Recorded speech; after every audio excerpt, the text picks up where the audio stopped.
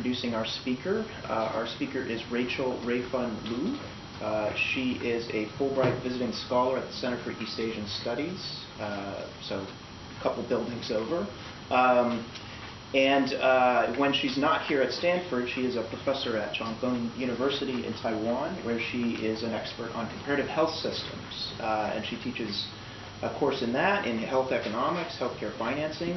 She's also served as department chair there, associate dean, and dean of the College of Management at Chongqing University. She earned her BS from National Taiwan University and her MS and PhD, doctorate of social science. Yes. Okay. Strange Harvard thing. From Harvard University, and she was a Takemi Fellow at Harvard for a year in 2004-2005. She's very well respected in Taiwan. She's currently the president of the Taiwan Society of Health Economics, and she's also an honorary professor at Hong Kong University. Her research focuses on the equity issues of the healthcare system, the impact of the national health insurance scheme in Taiwan, and comparative health systems, particularly in the Asia-Pacific region. Before I turn the floor over to her, I just want to say on a personal note, I actually saw Rachel speak shortly after I landed in this position in 2013, and I was blown away by her expertise on the health insurance system in Taiwan. I'd like to brag about the health insurance system in Taiwan when I'm evangelizing for the kind of great things that democracy has delivered to Taiwan. I think it's in many ways, it's one of the most impressive implementations of a universal healthcare system in the world that we can point to. I'm certainly I'm not an expert in healthcare systems, and so I was looking for a way to kind of commemorate what is now, we're just past 20 years since they rolled this system out, and so I was looking for a way to commemorate that, and I thought back to seeing Rachel present on this in 2013 and thinking, gosh, she would be perfect for this. And then, lo and behold, she was here this past year, and I thought, well, I got to get her. And so we're very, very fortunate to have her here today. She's wrapping up her time at Stanford, and she'll be heading back to Taipei beginning of August, I believe. So she's with us for a couple more months. But I can think of no better person to talk about the economics of healthcare and health insurance policy in the Asia-Pacific region than Dr. Liu. So I'll turn the floor over to you. Thank you so much, Carlos, for this kind introduction. Is my voice loud enough? I don't think we need microphone, right? Okay, usually I speak very loud. At least my son says so. So what I'm going to talk about is about this comparative paper that I'm still working on, and hopefully we'll send it out for publication in 2 weeks. And this is actually in joint collaboration with my South Korea colleague, Tae-Jin Lee, who is now the Associate Dean of School of Public Health at the Seoul National University. We started this paper to really using this sort of health economics concept to assess the impact of the national health insurance. But then as we write in the process, then we realize we are so late of a political science knowledge. Because what we found, the significant difference between South Korea and Taiwan, given the similarity in these two health systems, is the political commitment of the government to move forward with universal health coverage. So we were stuck a little bit over there. So actually, I will send the paper to Carrie, for some comments. We are not sure whether we're using the right jargon, but we are definitely sending this paper actually to a more policy-oriented journal for the first try. So here's the roadmap. I will introduce, the concept of universal health coverage, and talk a little bit about financial risk protection, why this is important. And here we use catastrophic payment to measure the level of financial risk protection provided by universal health coverage. And then I'm going to walk you through some of the differences and or similarity of these two health systems. Two prominent social health insurance systems in Asia, namely South Korea and Taiwan. And I will present you with some of the empirical evidence. This is, as many as like 2 or 3 slides in health economics. We're using the methods of differences in differences, but I would not, bore you with all the econometrics details. But just present you with the empirical evidence we have, and so you just have to trust me. What I say is true. And then I will conclude the presentation with some of the thoughts, the discussion and the conclusion. So first of all, the aim for this paper is really to assess how the introduction of universal health coverage in the form of national health insurance in South Korea and in Taiwan, and what's the level of impact it may have on financial protection. And again, here, financial risk protection is measured by the distribution of a household catastrophic health care payment, which is defined as if one single household is incurring more than 10%, or put it in other way, devoting more than 10% of their total household expenditure on health, and then this particular household is categorized as a household incurring catastrophic health care payment. So this is a sort of widely accepted way of a measure of financial risk protection in the area of health economics, and it's very straightforward, so it's good for sort of comparative study. And again, here I'm using South Korea and Taiwan as these 2 country examples to examine the impact of universal health coverage. So why are the health economists study on out-of-pocket payment so much? There, if you just type out-of-pocket payment, there will be like tons, zillion papers actually on this topic. And so why is that so important? Because if one country doesn't, if the household actually are incurring high out-of-pocket payment, meaning when they go to see a doctor, go to consume some of the health services, they actually rely on their own money to pay for the health care.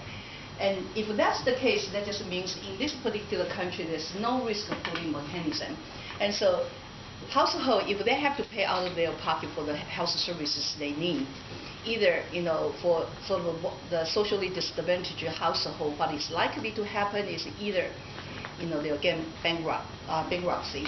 So this is so-called medical impoverishment. You spend down and you got your household pushed into poverty for the health care services you need. Or for some of the households, they just forego. They cannot afford to go to the doctor, so they just forego all the health services they need to recover from their illness. And either one is not good for the society, not good for the individual, the household, nor for the society, in the welfare perspective. And so that would sort of result in this welfare loss, because essentially people have to save for rainy day. And that means you have to let go a lot of consumption items. You probably don't get to spend enough money on education or entertainment or a house improvement project, and just because you need to save for rainy day in case of illness. And so because of this uncertainty of medical expenditure, actually the year marked the birth of a health economics field is 1963, and it was a paper by Kenneth Arrow, the star at Stanford. I haven't had a pleasure to meet him yet, but that's kind of the goal. But my good days are numbered, so I don't know whether I'll get a chance to meet him on campus.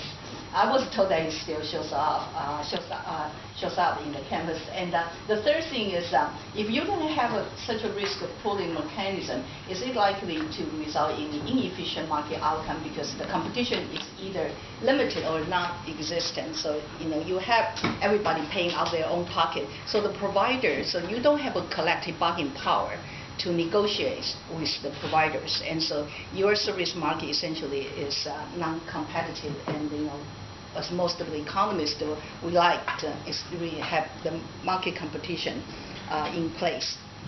So this out-of-pocket payment is the issue of that is recognized to pose that sort of a major threat to household available resources, like what I just mentioned. And so one of the key objectives of having a social health insurance for the country is really to increase the risk protection mechanism against unexpected medical expenditures. And the way we use catastrophic payment is somehow reflects the diversion of a household resources into health from sort of non-health consumption. So we say 10%. So if you earn 100, if you have $100 for your total household expenditure, you can imagine how much you can put in education, in home improvement project, for entertainment.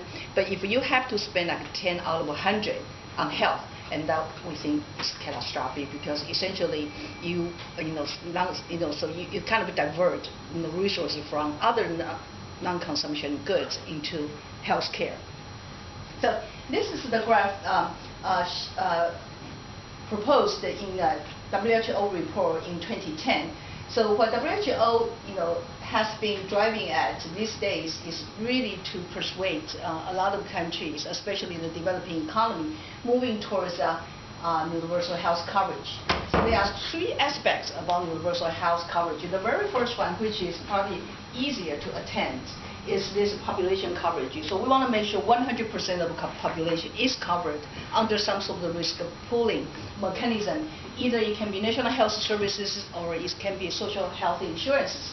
And then the second thing we look at is, what does the insurance provide in terms of the scope of the services? Whether you only provide inpatient services, a lot of the scheme actually will start with inpatient services because it's the most costly expenditure item.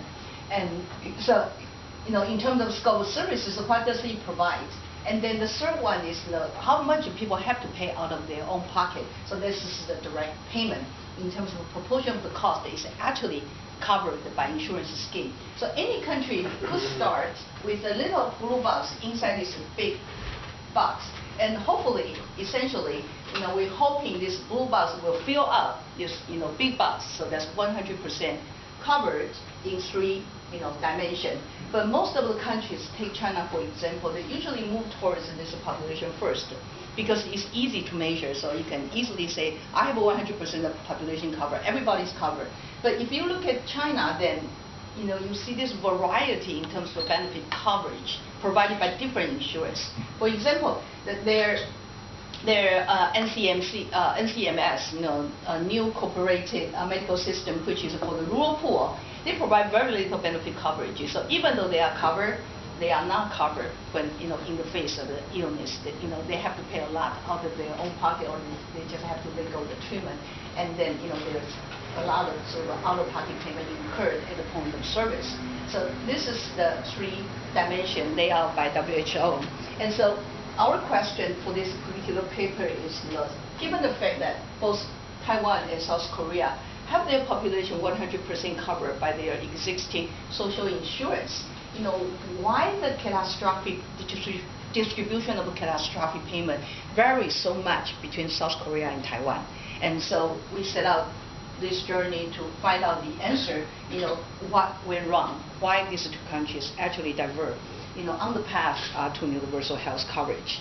And in terms of global trend, since the year 2005, WHO, World Health Assembly has this policy resolution for WHO, and they specifically mentioned that social health insurance should be the healthcare financing strategy for low and middle income countries for the following few reasons. First of all, if you have a social health insurance, you can mobilize additional funds so you don't rely so much on government revenue to fund the system. And second of all, it's a good way to pool the health risk, so that everybody pay the premium and they got covered into the risk pool, and then essentially low-risk people is subsidizing high-risk people, and also high-income people is subsidizing low-income people. So it's a good risk pooling mechanism, and you can also target the pool more effectively. And the other one is actually the center of contention, which is a lot of countries, when the government has the money, they have two choices. One is to set up a health insurance with some of the subsidy from the government. The other thing is some of the government believe they want to enhance the services sector. So they give the money to the services sectors. For example, they give the money to the hospitals, hoping the hospital with this expanded capacity will provide more services to people who are in need. But that's necessarily true. And in fact, a lot of lessons from quite a few countries, especially the developing economy, you will see that they actually use the money. When the hospital has the money, they usually devote more money into sort of high tech. And so they will be buying CT, MRI instead of providing more of the primary care. And so these days, most of the government believe, they should shift the subsidy from the supply side, meaning direct subsidy,